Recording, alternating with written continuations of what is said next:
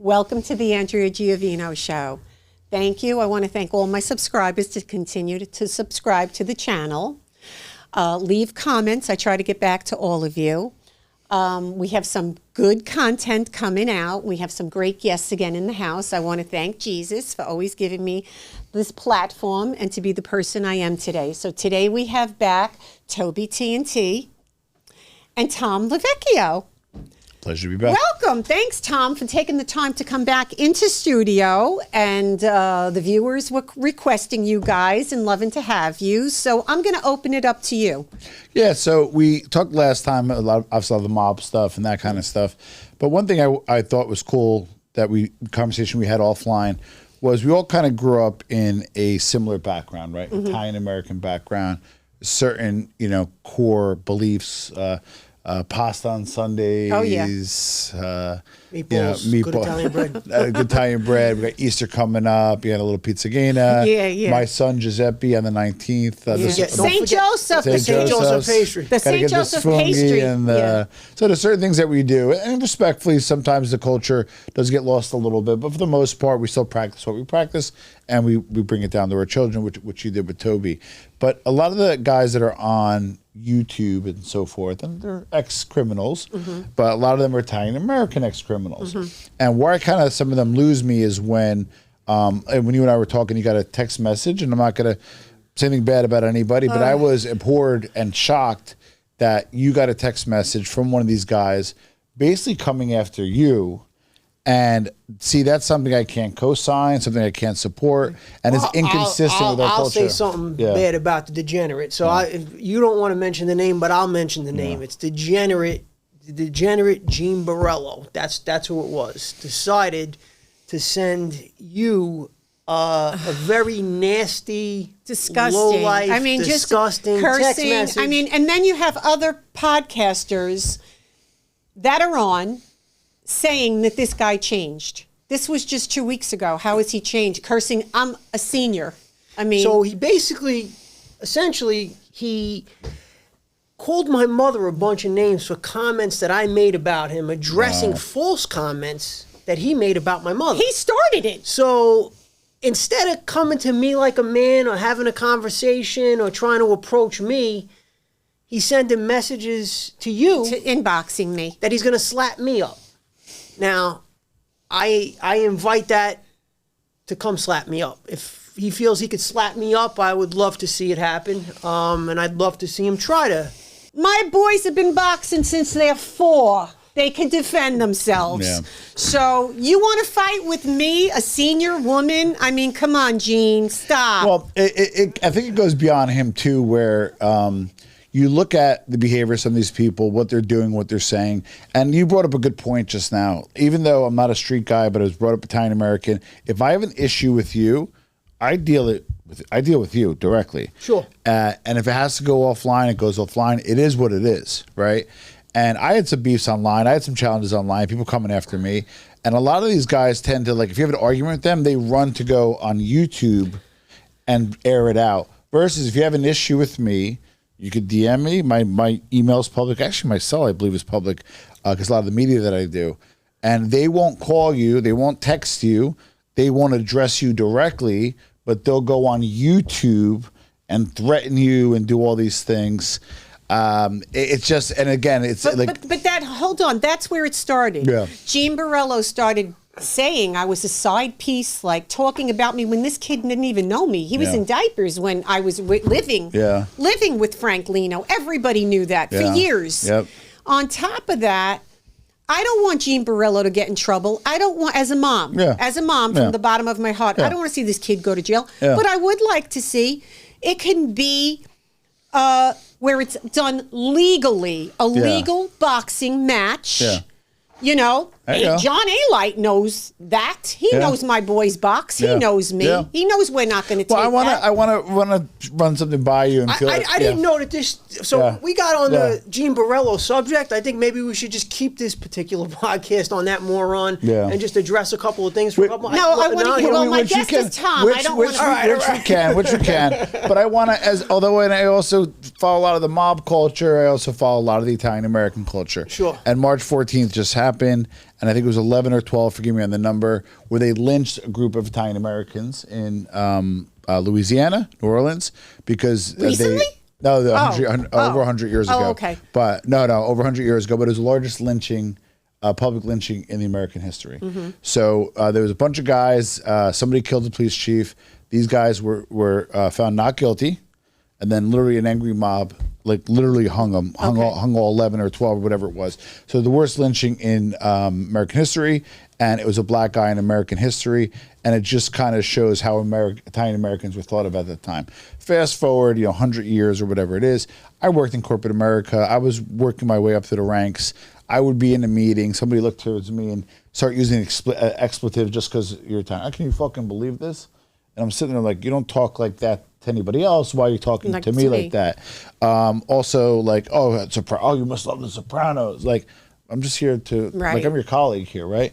So my point being is, with a lot of this fighting happening on YouTube in this mob genre amongst a lot of Italian Americans, whether they're from the life or not, you don't think people are looking at us and laughing at us? Of course, but then how about this? I didn't even show you. I had the messages. Yeah.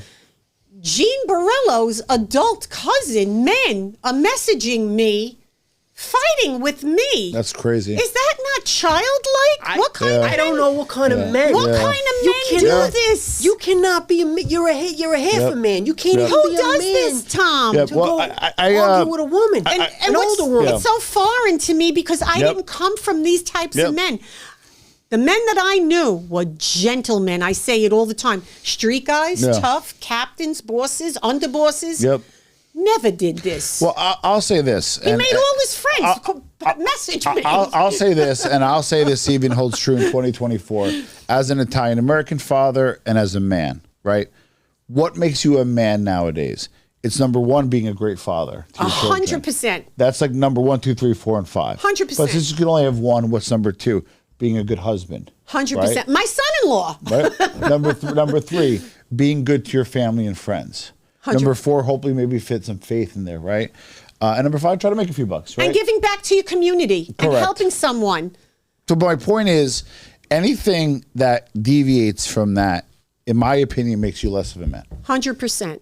100%. Would you go So I'm very similar on the same page. Mine starts with the faith, though. That's number one probably for me, and then the rest probably fall back. And you could essentially juxtapose who's 1 through 4. But I would say if all sat down, wrote 8 things down, I think our top 4 would be the same, just maybe not in the same order. But my point being is, I respect you defending your mother because that's what you should be doing, right? But on top of that, we shouldn't have to. No, but I think this is we're life. gonna go back to our system, the judicial system. Gene Borello does not need to be thrown back in jail. Gene Borello needs to be rehabilitated. Gene Borello needs to go to a treatment center and get the treatment that he should get and bring this to the forefront on how, when you're sitting in a group of people and you've got him in the middle and you're with therapists and they explain to you, would you like someone talking to your mom like that? Your mom should be your idol. They're not street people where they don't have to go steal and rob and bat and hit. I raised them to be gentlemen, survivors. They go out and work. They believe in the Lord. But I guarantee they will defend themselves. They are men. These are what true men are. Yeah, I agree. That's what a true man is. I agree. You're talking about rehabilitating, and ideally that would be nice. I would wish no ill will on anyone, including him, if rehabilitation is able to be attained. Because with certain individuals, you're incorrigible. Well, you have to also wonder, like, is this particular individual just a bad, evil individual based on the crimes that he's committed, based on the people that he's hurt? I mean, based on what he says and does now. Is this an individual that shows remorse? No. I don't believe so. And that's why I've taken the stance that I've had with him on some of these YouTube videos and said what I've said. If there is potential rehabilitation for someone like that to change their life and be a better person, God bless him. That's what I'll say. I can forgive what he did to you. Let's say what he said to you or whatever, or what he said about me, whatever. I don't care about that. I just don't know that that's there for this particular individual. All I see from this particular individual is acts of what I would consider evil. He's walking with the devil. I would consider basically that's what he is. He's dancing with the devil. Yeah. And that's why, for me, to address an individual like this is key, because this particular individual is not doing the right thing in life. He's not showing the signs of a person that was brought up into the life of, say, organized crime and really did legitimately change their life. No. This guy's not changed. He No. ratted, he cooperated to save his own ass. And he's an abuser. He's an abuser. It's that simple as far He's an as how I abuser. see Gene Borello. You know, He's a punk. Tom, I live in a property by myself, Yeah. and I live in a beautiful home. Yeah. I am people say, are you afraid? No, I'm not afraid. Make sure you call me, because one of my neighbors down the road is a sergeant he's a sergeant in 2 of the police stations there. And he says, Ian, make sure that the boys tell you when they're coming, because, and they won't. You know, I have the dog and everything. The dog warns me if somebody's coming. But the point being, I'm not afraid of anyone. I'm not afraid to speak out, speak up, and be who I am. Exactly. And I'm not going to have some little punk that could be my kid think that he can get away talking like that to me. And I think that women need to stick up for themselves. Yeah. And I stopped answering him on social media because I'm not going to get in the mud with this kid. But you see, like I was saying earlier, and why this is problematic, we all kind of come from, again, theoretically, the same culture, right? So why did we deviate so far from that? We're in opposition, arguing, debating, challenging, threatening, even in some cases, right? Getting threatened. And the other part is it's freaking YouTube. It's YouTube. It's social media in general. It's entertainment, right? Yeah. If you don't disagree with me, you're welcome. Like I get a lot of troll comments, and I actually do my best. Too. Well, I do my best to actually. I comment on all of them if I can. And sometimes they ask, like, who hurt you? Because a lot of them are just like, I don't even answer. I don't answer. And I don't know if you know this, but like there's hidden comments where they're really bad ones. I unhide them. I care less. You know what I mean? So I believe in free speech to the point of death, right? But just what I don't get is, why do you have to? And first of all, you know this: the keyboard gangsters. If somebody wants you, they're going to get you. They're not going to threaten you online. 100%. So that's just got to stop, like right away. And you never let and this is what John Gotti told me, and I say it all the time. Yeah. You never let anybody know what you're thinking, ever.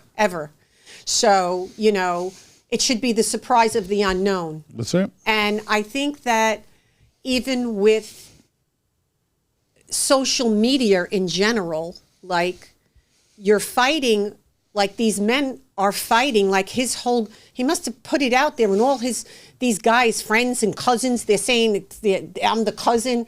What? Like, you're fighting with a woman. Like, is this what you're made up of? These are not what I'm used to.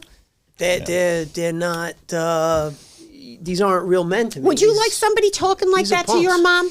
No. Okay, and you're not even a street person. No. But this is something that a 13-year-old kid would probably you'd expect that maybe from a 13-year-old kid in an argument. Because emotionally he's not grown. That's exactly right. He's emotionally not grown. He's not going to like that. He's emotionally not grown. He's not going to like that. The minute I put the video out or whatever we put out, it was seconds. Instead of being. This is what he should have done. Yeah. You know what? This is what a gentleman does, or a real man does. Yeah. Hey, you know what? I didn't know you, and I shouldn't have said that. Yeah. It would have been done. Yeah. I would have had respect for him. But again, the guy. But that's what you say. You say, you know what? I'm going to bring up a story that Gene told, which this person is a very good friend of mine. Very good friend. Let's go. Okay? He did not rob him. He did not rob him. So he claims he robbed the mob boss. And I'm going to say, because he keeps using the name, he keeps saying he robbed Ali Shades. It was not Ali Shades. 100% it wasn't Ali Shades. It was Dennis. He went to Dennis's house. Dennis's wife came out. It was never Ali Shades. Ali was a part owner, 5 people. He was one of the owners of Pastel, okay, back in the day. You think he's going to get, but he makes his story look, I robbed Ali Shades. You never went to Ali Shades' house. No. It wasn't Ali Shades. It was Dennis. And Dennis's wife came out. So that is 100%, people. 100%. It was in Ali Shades' house that you went to. So long story short, that he robbed a mob boss. I was like, but it makes it sound better because so I guess I could say this. So after that happened, just kind of being in the space, it was, he said it before, it was on the Johnny and Gene show, but later on when he kind of resurfaced, somebody reached out to me, there was a mutual friend from Brooklyn, and said he did rob somebody. It wasn't him. I don't know Dennis. Right. The second in, a good friend of his, a very good friend of his. Of who? Gene's, who I will not say his name, was having cigars at my house, and after maybe a little too much wine, said to me, the story is true. It just wasn't Ali. It's all true. But it's not Ali. Yeah. It's not Ali. So that is it's all correct. true. His story is true, but not Ali Shades. Yeah. But he makes it Ali Shades because it makes him look better. Oh, he was crazy enough to rob a mob guy. So it wasn't Ali. So he basically created a story, and it sounds better if he says he robbed a mob, and there was a shootout. Apparently, yes. I believe the story was true. No, it was true. Yeah. The bullet came right by the guy's head. The wife came out with a shotgun. Yeah. So it was a true story. Yeah. But not Ali. And I needed to get that out there to clear that up. That was not Ali. But there's a lot of fabrication on YouTube. They fabricate a lot of stuff. You know, and I hear it directly right from the people coming right to my ear. And I'll be honest with you, Tom. People have asked me to do this YouTube. I wasn't coming on YouTube. Okay, I had no reason to. Well, we talked about this. So after, it's funny because after I had you on, after I had your mother on, and anybody who watched, and I apologize, this is why I'm doing a studio now, is there was an issue with the audio, right? But overall, she did great. Yeah. I got crap for having her on. So like, she's embellishing, she's this, she's that. And I'm like, I asked her questions. I believe she came in on good faith.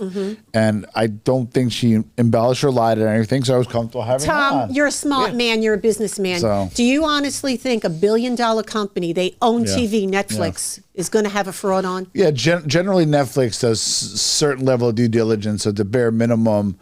You know, is it not just with you in general? Is there you throw the guiding name on something, you get some more views? That's going to happen. But and the micro kind of your part, I don't. I mean, I believe you didn't lie. Do you think 60 Minutes? It's one of our most. They're going to have me on. So here's the thing. Here's the thing. Some of these guys are legitimately, and I said this in a recent podcast, that these guys are legitimate. Like, for instance, Sammy and Michael, they are legitimately high-profile guys that were heavily involved in the streets, just on different levels. You know, Michael was more on the business scam side. Sammy was more on the construction side. Well, he was more on the murdering side. Well, he was a hitman, but he was also involved with the construction, extortion, whatever whatever he was involved in. These are legitimate high-profile guys. Yeah. They're making comments because she's the relevant topic of conversation. Well, because everybody's asking about her. So, in fairness to Mike, and full disclosure, Mike's a friend. In fairness to Mike, I believe, got out of the life in around 1985 when he said she went away, right? Yeah. And how long ago was that? Yeah, right? long, but he didn't. And he hasn't committed any crime since. For Sammy, obviously got jammed up with the ecstasy, and some other guys recidivated. So to me, the reason why I do talk to Michael, and I do like him, he's a man of faith, which I like. But number two, he hasn't recidivated versus a lot of these guys did. And I think actions speak louder than words. So a lot of these guys and did Michael bring you up? I saw that, and I was disappointed a little bit. But this is YouTube. I guess it's YouTube, and I understand that. But that's one of the big reasons why I wanted to come on, because I needed to address when you take so. On the streets, Michael and Sammy, and on YouTube, they're high-profile individuals. Yeah.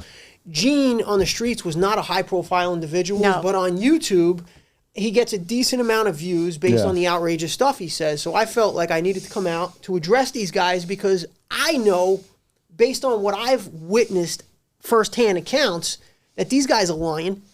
Well, there's more to your mother's story that we got into kind of near the tail end that I didn't know. So in the beginning, Get Gotti kind of positioned you as kind of a hanger-on, right, respectfully. And then later on, when you unpack your story, you were involved with stuff. It is what it is, right? How do you lie about a RICO? Yeah.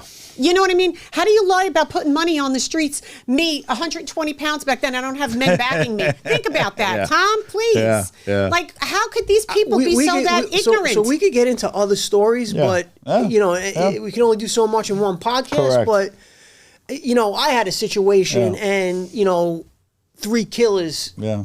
She made phone calls, came to address a particular situation. Yeah. So 3 killers. This is when I was a kid. Three When I was a killers. teenager. So I made one call. Yeah. Boom, boom, boom. and Came up. We'll talk about that in a different Another day. podcast on another day. But you know, again, like I've been around this since a little kid. I've witnessed a lot of stuff. Yeah. So.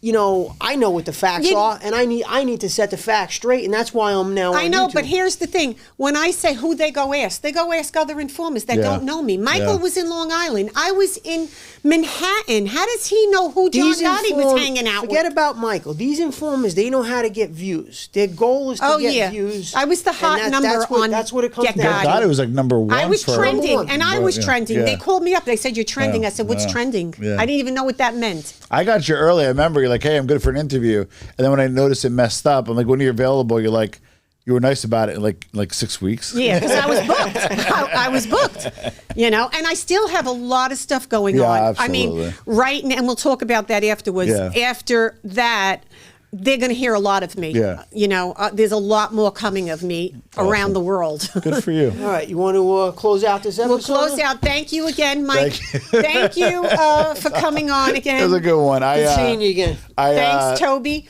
If you ever see the first one, and you saw this one, try to watch the first one.